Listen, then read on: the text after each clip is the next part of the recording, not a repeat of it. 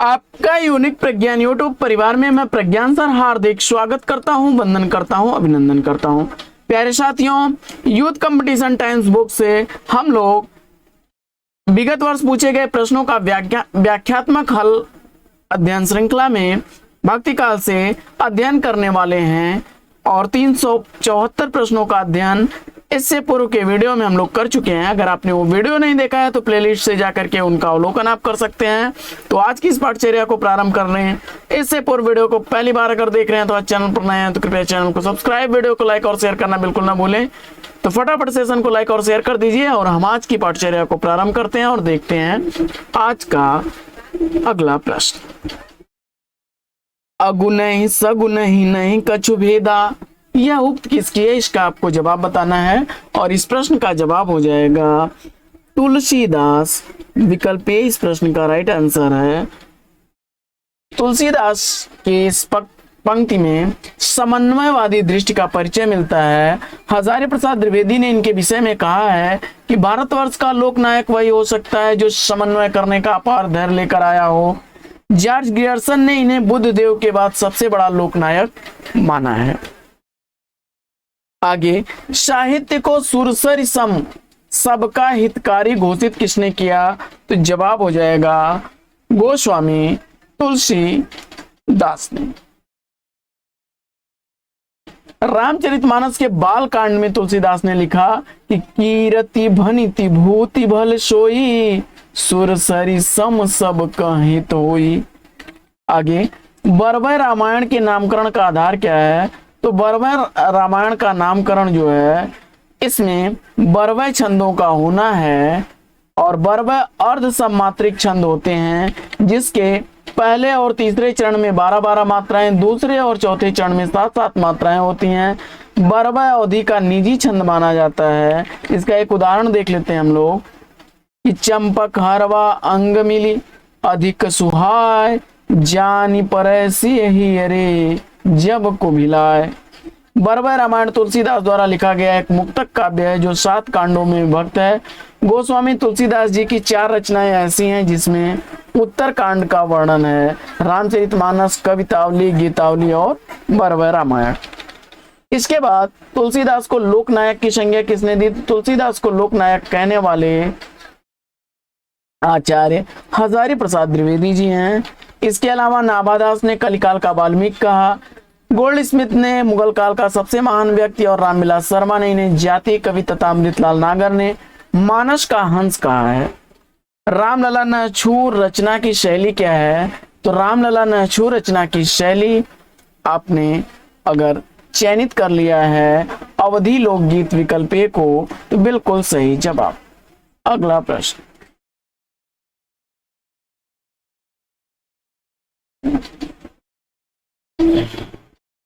रामलला नहछू रचना की शैली अवधी लोक गीतों की शैली है। रामलला नहछू को अधिकांश विद्वान तुलसी की प्रथम रचना मानते हैं। यह एक प्रबंध काव्य है जिसकी रचना ठेठ अवधी सोहर छंद में हुई है। विनय पत्रिका के संदर्भ में कौन सा कथन सही नहीं है, इसका आपको जवाब बताना है। विनय पत्रिका में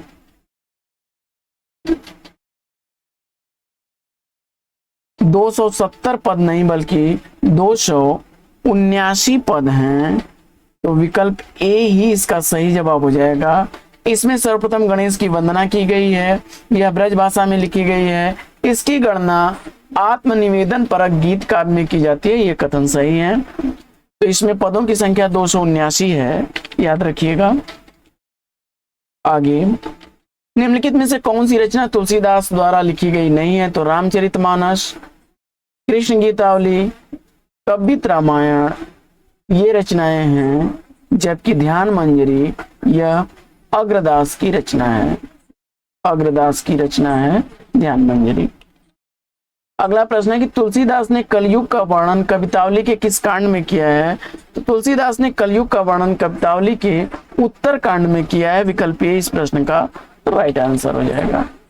आगे, तुलसीदास ने रामचरितमानस लिखा है, तो रामचरितमानस तुलसीदास द्वारा जो लिखा गया है वह दोहा और चौपाई छंदों में है। विकल्प डी इसका राइट आंसर है। तुलसीदास ने रामचरितमानस की रचना में 1074 दोहों में भक्ति रस में रसा लिखा गया यह 7 कांडों में विभक्त रामचरितमानस रचना है और प्रबंध काव्य है।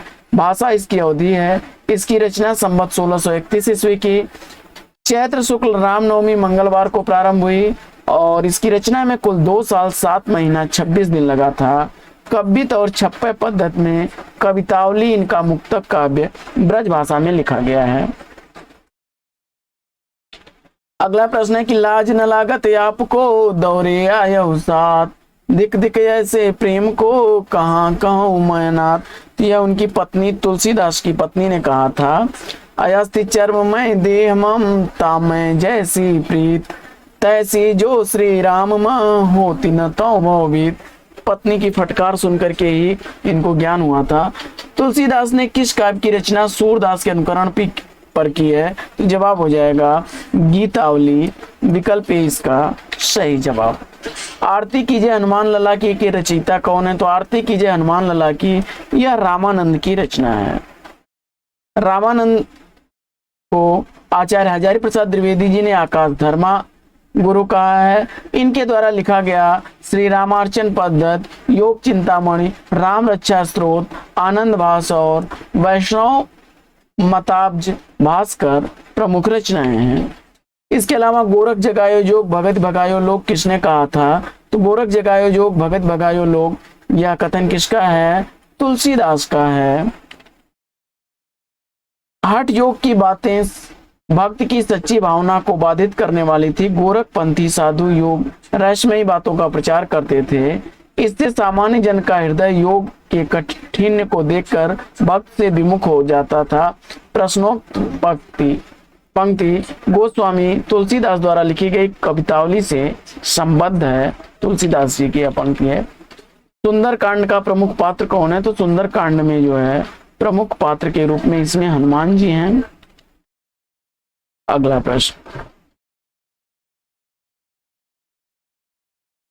प्रश्न है कि रामचरितमानस की भाषा क्या है? तो रामचरितमानस अवधी भाषा में लिखा गया ग्रंथ है। अवधी भाषा में लिखे गए तुलसीदास के ग्रंथों में जानकी मंगल, पार्वती मंगल, रामाज्ञा प्रश्न, रामलला नहचु, भरवय रामायण और रामचरितमानस हैं। इसके अलावा ब्रज भाषा में लिखे गए ग्रंथों में विनय पत्रिका, कवितावली, गीतावली, वैराग संदीपनी, कृष्ण गीतावली और दोहावली हैं। निम्नलिखित तथ्यों को काल क्रमानुसार लिखिए। तो इसमें फटाफट मिलान कर लीजिए। तो रामचरितमानस रचना जो है यह 1574 ईस्वी की रचना है।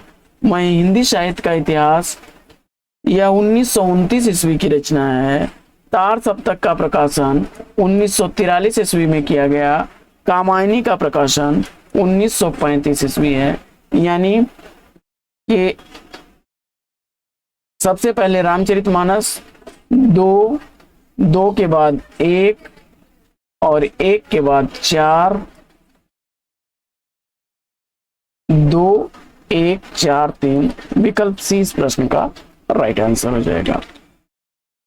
अगला प्रश्न है कि अधोलिखित स्थापना और तर्क पर विचार कीजिए।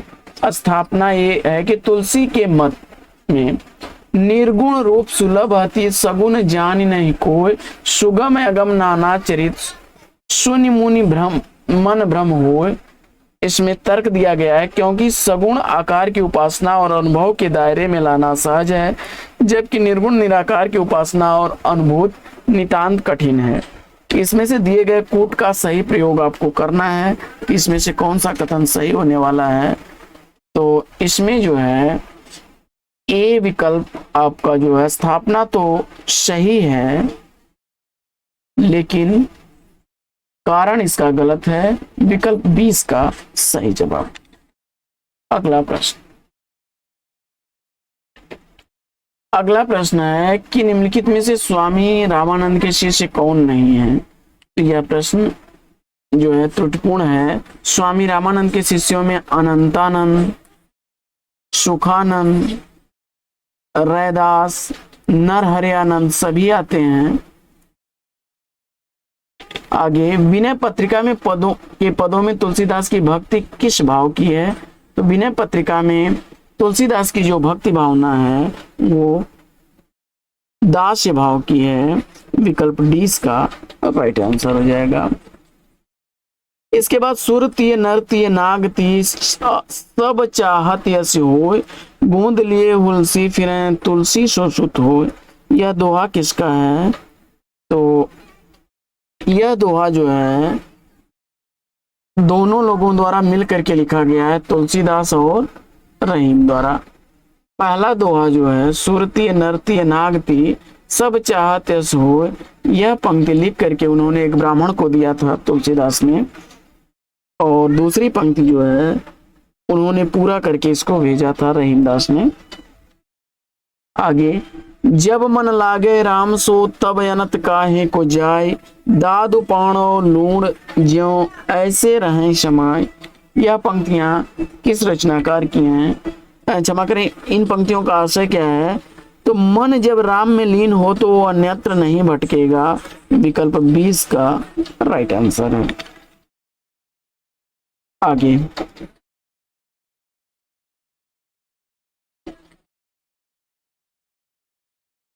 अगला प्रश्न है कि प्रमुख रूप से किस कवि के आधार पर आचार्य रामचंद्र शुक्ल ने अपने साहित्यिक प्रतिमान निर्धारित किए? तो इस प्रश्न का राइट आंसर, मुझे उम्मीद है कि आपने तुलसीदास को चुना, तो बिल्कुल सही जवाब। आगे, उत्तरकांड में कलयुग प्रसंग में तुलसीदास ने लिखा है, तो इसमें से कौन से विकल्प सही होंगे ये आपको बताना होगा। तो विकल्प इसमें जो है, आचारहीन और वेद विरोधी लोग ज्ञानी और सन्यासी कहलाएंगे, माता पिता अपने बच्चों को मानव धर्म की शिक्षा देंगे, यह कथन तो सही नहीं है। पत्नी के मर जाने पर, घर गृहस्थी और संपत्ति के नष्ट हो जाने पर लुटे पिटे लोग संन्यास ग्रहण कर लेंगे, यह भी कथन सही है। कलयुग में अच्छा समय होगा, लोग सुखी होंगे, यह नहीं है। तो ए और सी विकल्प इसका राइट आंसर हो जाएगा। आगे, हरि अनंत हरि कथा अनंता कहीं सुनाई बहुविध सब संता। राम कथा के प्रसंग में तुलसीदास ने यह बात किससे कहलवाई है? तो जवाब हो जाएगा, तुलसीदास ने यह स्वयं के संदर्भ में कही है।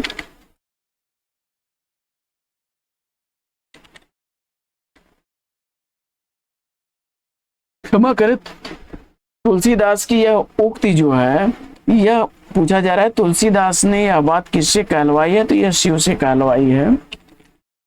राम कथा के प्रसंग में तुलसीदास ने यह बात शिव से कहलवाई है। तुलसीदास जी की सबसे महत्वपूर्ण पुस्तक रामचरितमानस है, जिसमें 7 कांड 1074 दोहे और तुलसीदास के प्रमाणिक 12 ग्रंथों का उल्लेख शुक्ल जी ने किया है।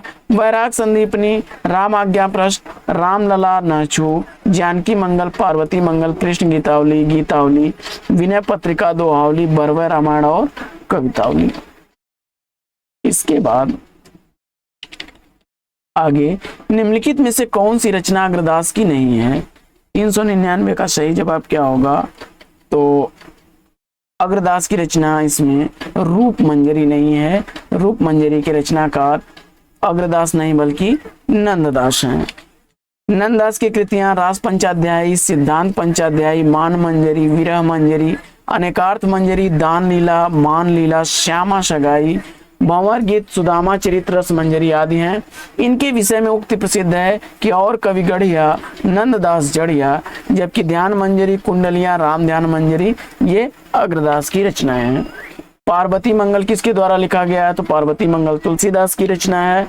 तुलसीदास की प्रमुख रचनाओं में रामलला नाचो, वैराग संदीपनी, राम आज्ञा प्रश्न, जानकी मंगल, रामचरितमानस, पार्वती मंगल, गीतावली, विनय पत्रिका, कृष्ण गीतावली, बरवै रामायण, दोहावली और कवितावली हैं। इसके अलावा वात्सल्य के सम्राट कहे जाने वाले कृष्ण आश्रयी शाखा के प्रतिनिधि कवि सूरदास हैं, जिनकी प्रमुख रचनाओं में सूर सागर, सूर सरावली, साहित्य लहरी है। सूर सागर का भ्रमर गीत साहित्य लहरी के दृष्टिकूट पदों की रचना के लिए प्रसिद्ध है। साहित्य लहरी में सूरदास की वंशावली का भी वर्णन मिलता है। लोक मंगल की भावना किस कवि में है? तो जवाब हो जाएगा तुलसीदास में। केशव कही न जाय का कहिए, देखत तव रचना विचित्र, समुझ मन ही मन रही है। इन पंक्तियों के रचयिता कौन है? यह तुलसीदास की पंक्तियां हैं। विनय पत्रिका किस भक्ति काव्य परंपरा की रचना है? तो विनय पत्रिका का रचनाकार आपको बताना है और जवाब में आपने राम भक्ति काव्य परंपरा को चुना, तो बिल्कुल सही जवाब। अगला प्रश्न,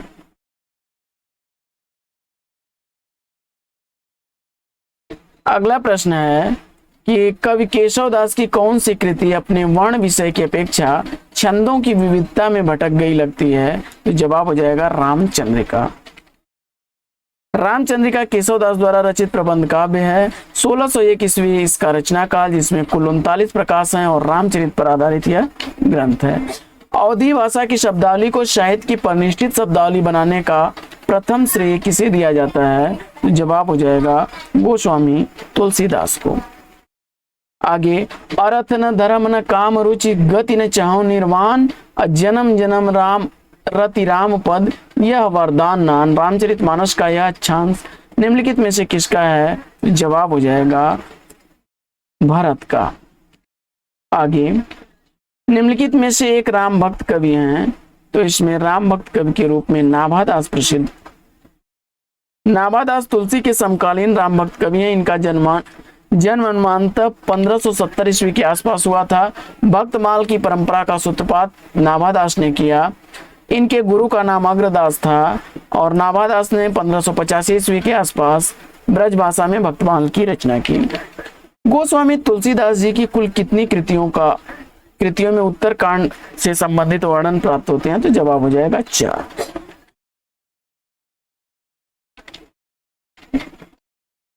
गोस्वामी तुलसीदास की कुल 4 कृतियों में उत्तरकांड से संबंधित वर्णन है। रामचरितमानस, गीतावली, भरवै रामायण और कवितावली। इसके अलावा वैराग संदीपनी, पार्वती मंगल, कृष्ण गीतावली, विनय पत्रिका, दोहावली, रामाज्ञा प्रश्न, रामलला न अछू इनकी प्रमुख रचनाएं हैं। रामचरितमानस के उत्तरकांड के संबंध में असत्य कथन का आपको चयन करना है। प्रश्न संख्या 409 का राइट आंसर आपने, यह कवि की कालजयी रचना का समापन बिंदु है, यह कथन सही नहीं है। इसमें राम के लोकाश्रयी आनंद का चित्रण है, सही है। इसमें शैव और वैष्णव मतों के समन्वय दृष्टिगत होती है, यह भी सही है। और इस कांड में कवि ने युगीन समस्याओं का उचित तथा सर्वग्राही समाधान किया है। बाकी तुलसीदास ने कौन सी रचना कलिकाल की मुक्ति हेतु लिखी थी? जवाब बड़ा ही आसान सा है, विनय पत्रिका, विकल्प 20 का राइट आंसर है। विनय पत्रिका में 279 पद ब्रज भाषा में लिखी गई यह रचना है। इसका प्रधान रस भक्ति है और विभिन्न राग रागिनियों का प्रयोग हुआ है। यह एक गीत काव्य है। इसकी रचना बनारस काशी में हुई थी। इसके अलावा कवितावली, गीतावली, दोहावली, जानकी मंगल, पार्वती मंगल, रामलला न अछू, भरवै रामायण, वैराग संदीपनी, रामाज्ञा प्रश्न, रामचरितमानस, कृष्ण गीतावली और दोहावली इनकी प्रमुख रचनाएं हैं। इसके अलावा साथियों, संसार अपार के पार को सुगम रूप नौका लियो, अक्कल कुटिल जीव निस्तार हित वाल्मीकि तुलसी भयो, यह पंक्तियां किस रचनाकार की हैं? तो जवाब हो जाएगा यह नाभादास की पंक्तियां हैं। नाभादास ने भक्तमाल की रचना की, जिसमें 200 कवियों का जीवन वृत्त और उनकी भक्ति महिमा सूचक बातों को 316 छप्पयों में लिखा है। रामचरितमानस में विभत्स रस का प्रयोग किन कांडों में मिलता है? इसका आपको जवाब बताना है। रामचरितमानस में विभत्स रस का प्रयोग आपको अरण्य कांड और लंका कांड में मिलेगा, विकल्प ए इसका राइट आंसर है। अगला प्रश्न,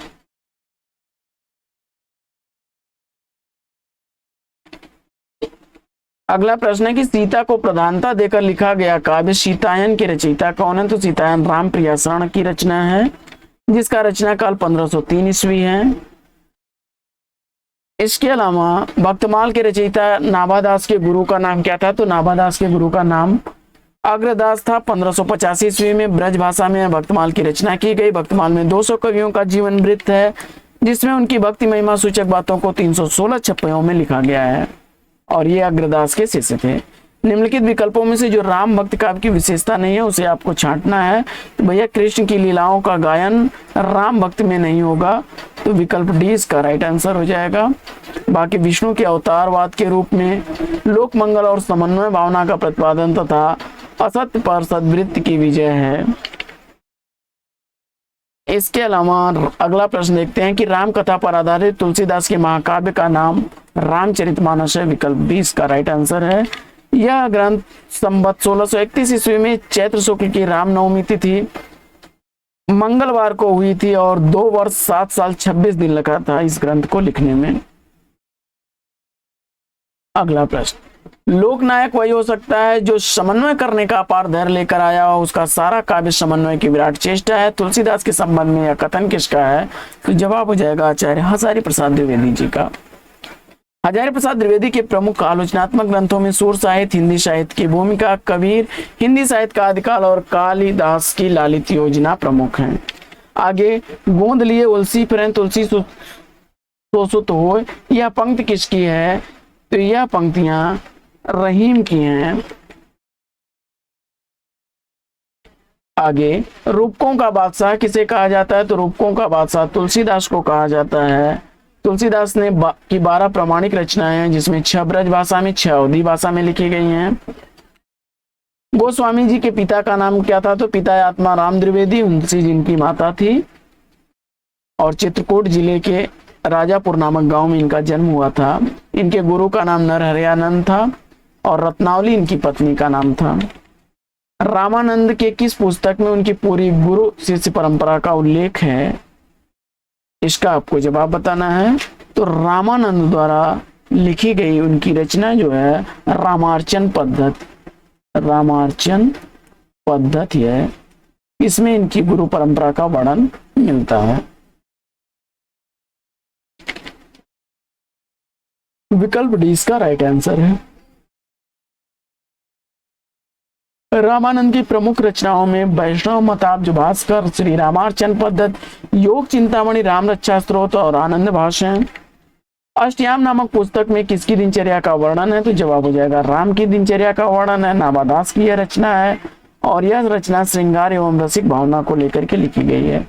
नाभादास द्वारा लिखा गया भक्तमाल, उसकी भाषा क्या है? तो यह ब्रज भाषा में लिखा गया ग्रंथ है, जिसका रचना काल 1585 ईस्वी, ब्रज भाषा में लिखा गया यह ग्रंथ नाभादास द्वारा लिखा गया है।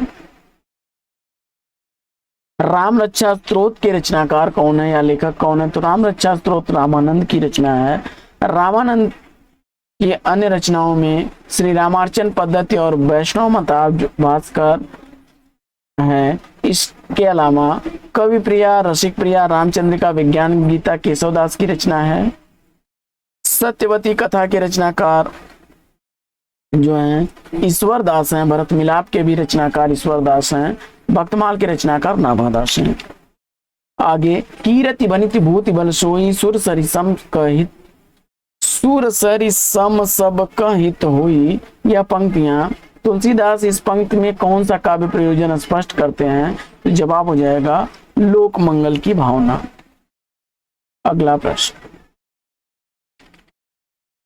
अगला प्रश्न है कि मैं पुनि निज गुरु कथा सो सूकर खेत, यह कथन किस कवि का है? यह तुलसीदास का कथन है। रामचरितमानस में ज्ञान दीपक प्रसंग किस कांड में वर्णित है? तो ज्ञान दीपक प्रसंग जो है यह उत्तर कांड में वर्णित है। विकल्प ए इसका राइट आंसर है। इसके अलावा तुलसीदास द्वारा शारीरिक पीड़ा से मुक्ति हेतु लिखा गया ग्रंथ कौन सा है? जवाब हो जाएगा हनुमान बाहु। विनय पत्रिका को उन्होंने कलिकाल से मुक्ति के लिए लिखा था और बरवय रामायण की रचना उन्होंने अपने मित्र रहीम के आग्रह पर की थी। रामचरितमानस से किस संवाद का संबंध नहीं है? तो रामचरितमानस में राम सीता संवाद नहीं है। शिव पार्वती संवाद, काकभुसुंडी संवाद और याज्ञवल्क्य और भारद्वाज संवाद है। आगे, मैं नार्य पावन प्रभु जग पावन, रामन रिपुजन सुखदाई, राजीव विलोचन भव भय मोचन, पाई पाई सर नहीं आई। रामचरितमानस के उक्त चौपाई में व्यक्त विचार किस पात्र के हैं? तो जवाब हो जाएगा यह अहिल्या के विचार हैं। आगे, अगला प्रश्न है कि तुलसीदास जी को जीवनोत्सव का कवि किसने कहा? क्षमा करें, सूरदास को जीवनोत्सव का कवि किसने कहा है? तो सूरदास को जीवनोत्सव का कवि कहने वाले आचार्य रामचंद्र शुक्ल जी हैं।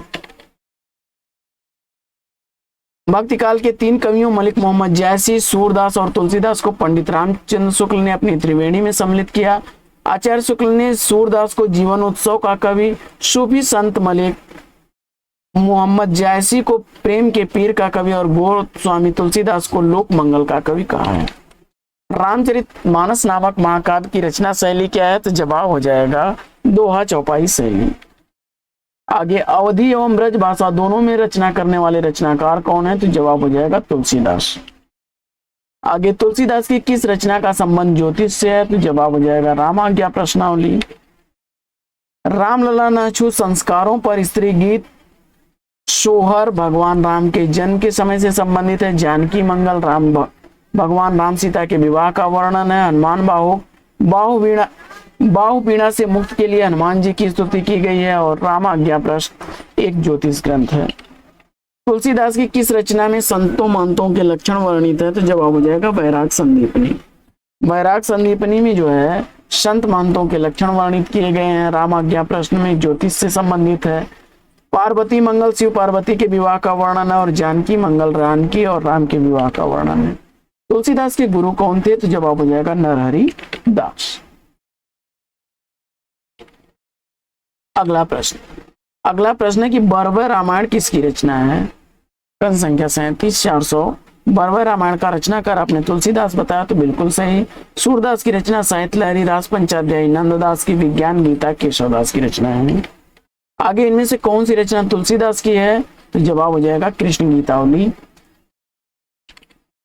कृष्ण गीतावली तुलसीदास की रचना। रामार्चन पद्धति रामानंद दास की। ध्यान मंजरी स्वामी अग्रदास की। और शिव सिंह सेंगर ने राम सतसई को तुलसीदास की रचना भी बताया है। आगे कबीर कानी राखी नहीं वर्णाश्रम खट दर्शनी, यह किसने कहा है? तो यह नाभादास ने कहा है। गोस्वामी तुलसीदास की रचनाओं का सही क्रम क्या है? इसमें आपको बताना है। गोस्वामी तुलसीदास की सही रचनाओं का क्रम आपको बताना है।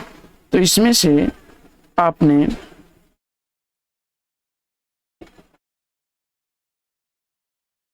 रामचरितमानस का रचना काल संवत 1631 ईस्वी है। इसके बाद विनय पत्रिका संवत 1631 की है। संवत 1631 की है।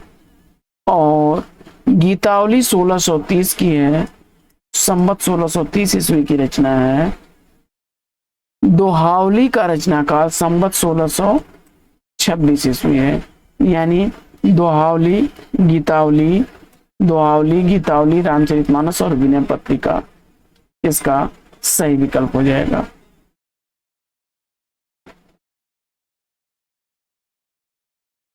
अगला प्रश्न,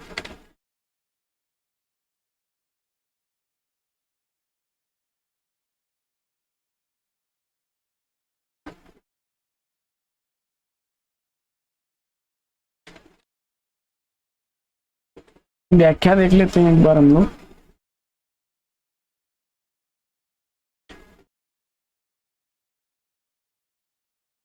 तुलसीदास का जीवन काल 1532 से 1623 ईस्वी है। और उदयभान के अनुसार वैराग संदीपनी का रचना काल 1626 से 27। राम आज्ञा प्रश्न संवत 1627 से 28। रामलला नछू 1628 से 29। जानकी मंगल 29 से 30। रामचरितमानस संवत 1631। इसके बाद